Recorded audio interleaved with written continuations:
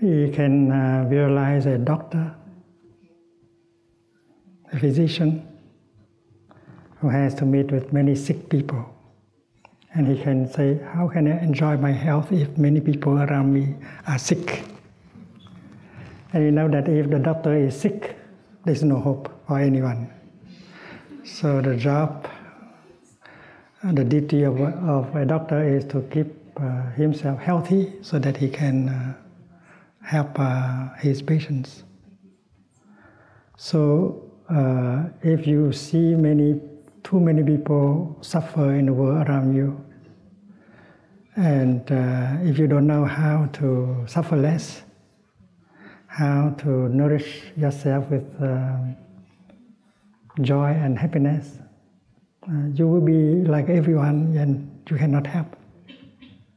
So there must be a way to help you to suffer less, so that you can help other people who suffer more. And that is why the practice of mindfulness can help you. In principle, you know that there is a fresh air available, there is a fresh water available. There are many refreshing and healing elements of nature around us and in us. And if you know how to get in touch with them, you can get the nourishment and healing that you need. And that is not only for you, because if you suffer less, if you can nourish yourself with joy and happiness, and then you'll be able to help other people around you.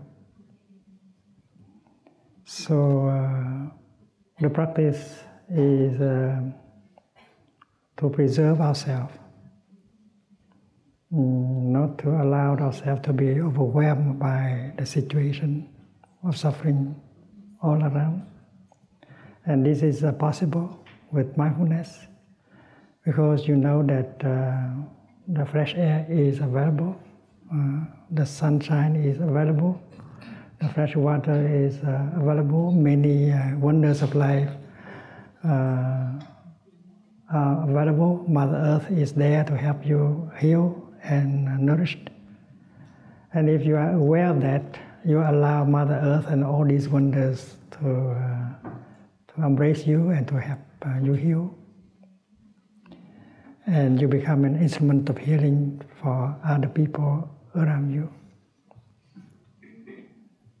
So the doctor, the physician has to take care of himself. He knows that his well-being, his health is very important for the people who suffer and who come to him for help.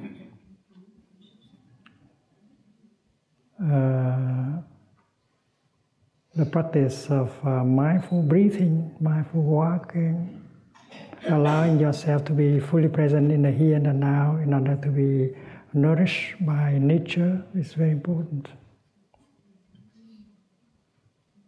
If you can stop running, looking for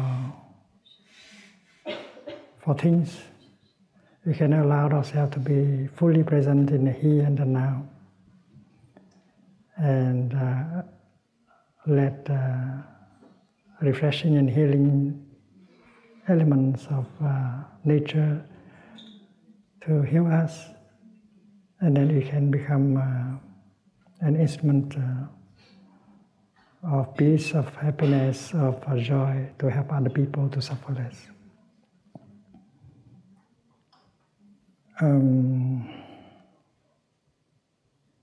Around us, there may be a lot of anger, bitterness, resentment. And if we don't know how to go home to ourselves, take care of ourselves, nourish ourselves, we will be overwhelmed by that collective energy of hate, anger, bitterness, and so on. So take care of yourself is very important. And in order to do that, you have to go home to yourself. There is a safe island within.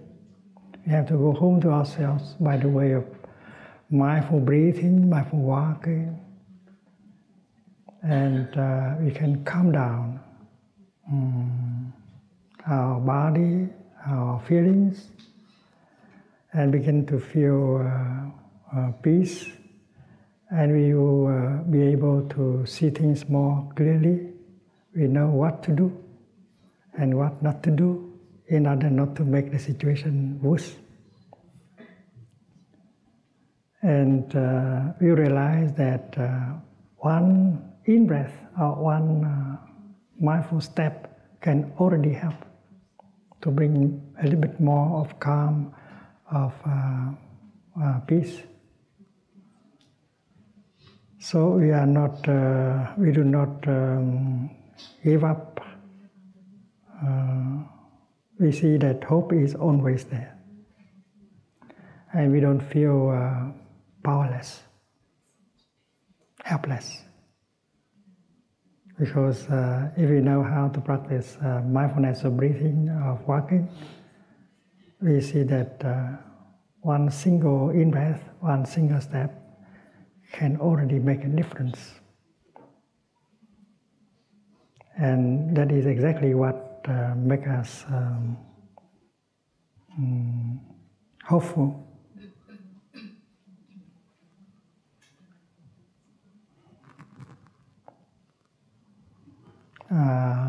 The problem is not only what you can do. You are motivated by the desire to do something to help the world suffer less. But to do is just one of the things you can do. To be is another way of doing. If you can be relaxed, if you can be peaceful, if you can be compassionate, that is a lot of action already. The way you sit and look at the people can already be very helpful. If you have peace, tranquility, compassion, and then your presence is already very helpful. So to be is very important. And to do is something that come from that kind of being. To be peace first, and to do peace later. And then there is the factor of Sangha. If you have friends who know how to be relaxed, to be peaceful, to be fresh, to be healthy, and then together you can create a powerful collective energy of peace, joy, happiness that can rescue many people. And that belongs also to the realm of being. You are peace, you are fresh, you are compassionate, and that collective energy of peace, freshness, and compassionate has begun to contribute to the well-being of the world. And of course, that energy of peace and compassion will allow you to know what to do in order to promote more peace and freshness and joy in the world.